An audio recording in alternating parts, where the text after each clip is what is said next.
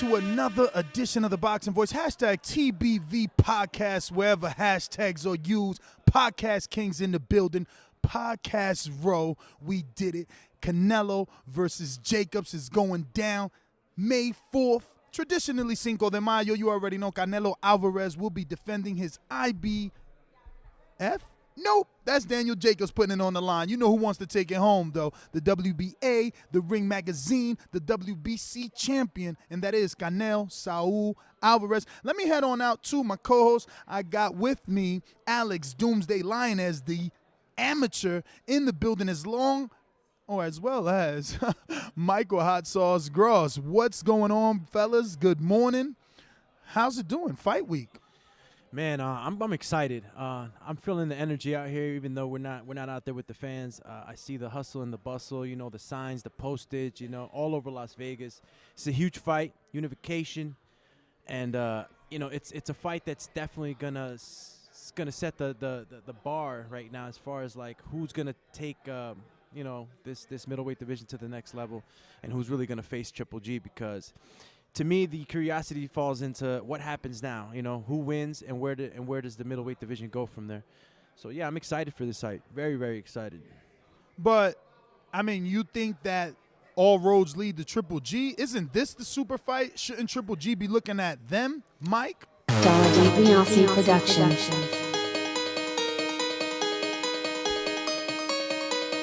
I speak it, believe it, receive it. Speak it, believe it, receive it. BoxingVoice.com. So when I stop him, y'all gonna say he was too weak. And he stayed at 147. A man stand up for what he believe in, and when you stand up for what you believe in, you accept whatever consequences come behind it. BoxingVoice.com. Yo, what's up, everybody out there in the TBV universe? It's your boy MG. We definitely back with another one live in Las Vegas, Nevada. Here for Canelo and Danny Jacobs, man. I'm excited. We got Tecate sponsoring. We got Hennessy sponsoring. We got Canelo, WBC champion, the Ring Magazine, WBA, and Danny Jacobs, the Miracle Man, IBF champion, all the way from Brownsville, New York, coming and repping for his city, man. I'm definitely excited. I love Vegas, man. The weather is nice. The women are nicer, and the weed is even better. But yeah, man, what's going on, y'all? Damn, the women are nice. So you already done hooked up? I know we ain't hang out late last night. I went to bed. What you was doing, man, champ? You need to call Mike the fisherman. The fisherman. You know what I'm saying? He always got something at the end of the hook. You know what I mean? Hey, man, I try to do what I do, knowing when I can do it. But anyway, man, on to the topic at hand. Yeah, man. I mean, speaking of trying, what do you guys think about Canelo, Jacobs, Golden Boy's attempt with DAZN to put on a super event without it being pay-per-view? Honestly, for the build-up, I didn't think, like, last week and early this week, I didn't really think that they were doing enough. But being here and seeing the atmosphere and seeing all the posters and signs, and they're doing, like, media stuff. They're doing stuff with David Haney. They're doing stuff with the final presser today.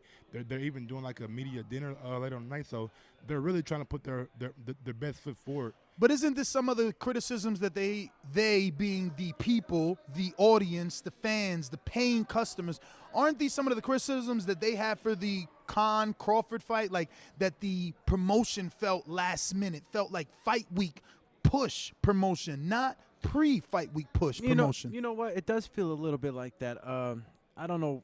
It felt a little more, not a little more exciting, but it definitely felt like there was a lot more energy when Triple G fought.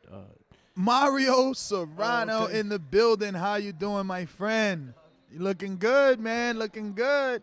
It's Michael Gross, Mario Serrano, Alexander Lioness, Mario Serrano. He is the publicist, obviously, for Devin Haney, Caleb Plant, numerous others. Hey, man, grab the mic. Let's chit-chat. Yeah, Mario gave me one of my first interviews back in the day, Absolutely, man. Good ago, guy. Man. Great guy, man. Great guy. So, listen, let me ask you, what would you say, I don't know, is your biggest win in terms of the fighters that you work with? Like, who have you seen come into their own and you're like, wow, I didn't expect that, or I always expected that, and now he's actually filling in those shoes? Well, I first started off in this business with Robert Guerrero. Mm-hmm. And we took Robert from a guy to the heights that was 9-0, one knockout. He went on a 17-fight knockout streak. Yeah, he did. And then we got the Floyd Mayweather fight. Everybody thought it was crazy when I was campaigning for it because it was right after he hurt his shoulder. He hadn't fought in like 9 months, and we're calling out Floyd. Yeah. And then he beat Adine. Selchuk Gaiden. Then he beat Berto. And then we got the Mayweather fight. That Berto fight, you think that was like Dude, it was what crazy. raised his cachet? Because Yeah. those pictures of Berto were just iconic. They're like infamous with boxing. You know, you see his face so swollen, and that was all Guerrero's work. No one's been able to make Berto look like that. I mean, he's fought Floyd, he's fought Danny. Sean Porter? Yeah, Sean Porter, not Danny. A lot of rough, tough guys. And it didn't do it. It wasn't like that. So if you just think about how incredible his run was, Robert turned pro at 122 pounds and then went all the way up to 147. People don't realize how many weight classes he went up. He won 3 titles on the way up. I mean, you just don't do that. You know, only a few people ever in history of boxing ever did what he did. So Robert Guerrero definitely is my pride and joy. But moving on to today's era. Yeah, I want to ask you about this. We got Devin Haney. Yeah, you got the Devin new blood. Haney's How excited are you about him? He just got a big deal, and the world's excited about him. I love it, man. How big was that bidding war between the Zone and PBC? I heard it was pretty intense. Pretty intense, man. You know, I stay in my lane. I'm the PR guy. But, you know, from talking to Bill and everybody, it was intense. And, you know, it's a tough decision because, you know, Showtime kind of was bringing him up. Young kid. Young kid. So, I mean, it's just business, nothing personal. What was the Deciding factor to go with the Zone? I think it was just, you know, they came with a little bit more, you know.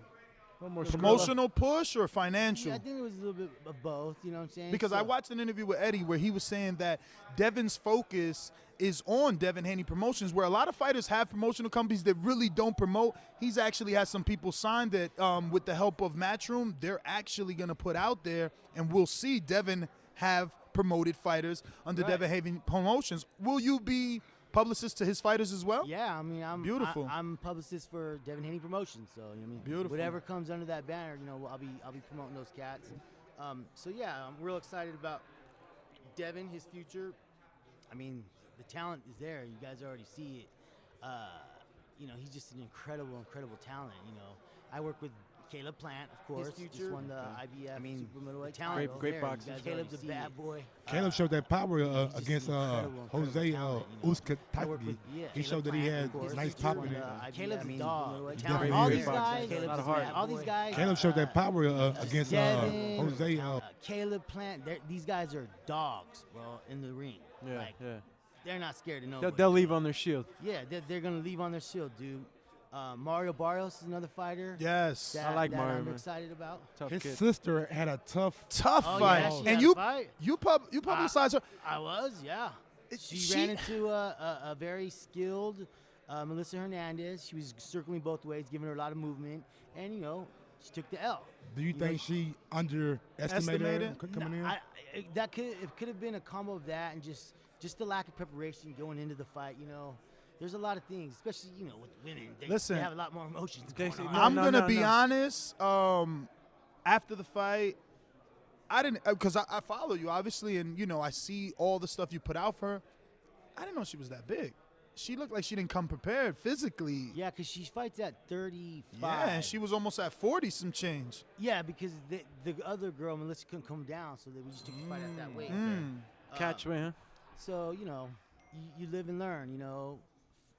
Those that Man, and this L. was her coming out party because her brothers are very successful, so the right eyes on this fight would have helped her. So what's the plan now to get her back to this? I think they're just gonna get her a couple more fights. I mean, in women's boxing, you can take an L and come back strong. Yeah. Jessica McCaskill, for instance, she lost a couple and now times. she's a world champion. You know what I'm saying? So it's just all about getting back to the drawing board and you know, taking another run. Keep grinding. As a publicist, how do you get your boxers in the mainstream media's eye? Like how do you get mainstream media to notice like a David Haney or a Mario Barrios? Well, I just make sure, you know, first of all the relationships I got growing up through the sport with Robert. Whenever you're in a Mayweather fight, dude, you're gonna know everybody. So, yeah, doors definitely open up. So all those people that I met there are all my people now. So you know, I just keep everybody cool and just treat everybody the same, man, and just hey, here's my next guy. Just tell my boy. And the talent speaks for itself. That's I always tell my fighters, the best publicity is winning in the ring. Always remember that. Don't get, Nice. Because even as a PR guy, I want him to do all these interviews. Like, hey, dude, do this interview, do that interview. Like, I want to get him as much, but comes a point in time where it's like, all right, dude, no more interviews. The best publicity is winning in the ring. And you got to rest. You got to eat right. You just got to get mentally chill during fight week, especially during fight week. I don't like my guys doing too much. And how do you handle their PR? Because usually Actually, during fight week is where they get I the wanted to blunt change it back since we're talking fight week. Change it back to this. How do you feel about this promotion? Does it feel like a big pay-per-view promotion? How's this fight week compared to Robert Guerrero versus Mayweather? You've been in some big promotions. How is this feeling to you?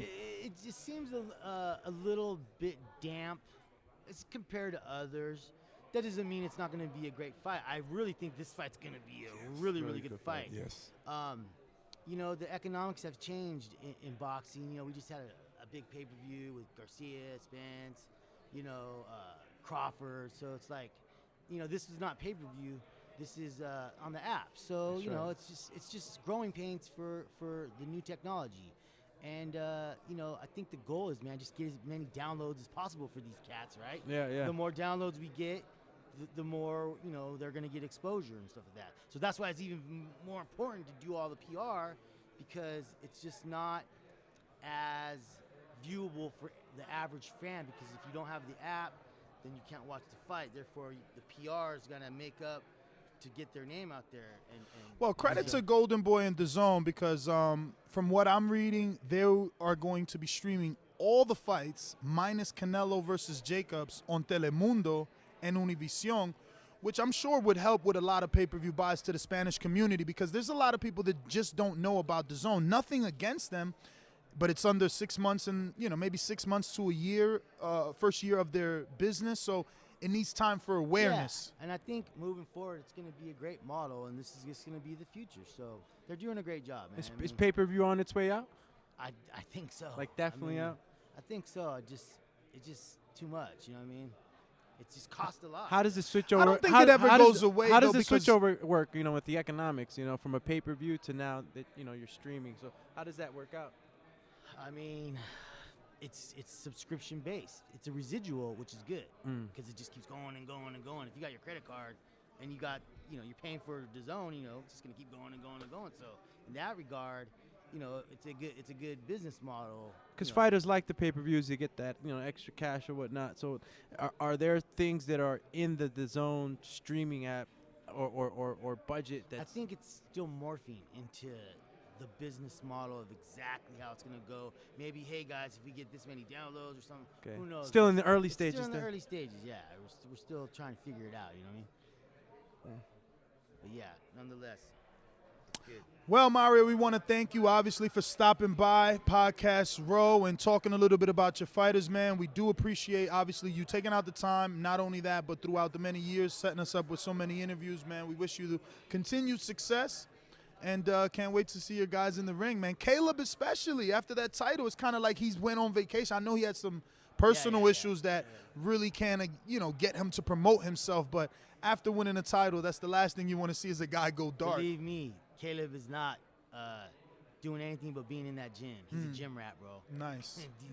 He's up in there getting busy. Speaking of gym rat, my guys tell me that the Devin Haney session was excellent yesterday. He did a lot, and they were very pleased. So, man, we just thank you again for your, helping us out, brother. Always, guys.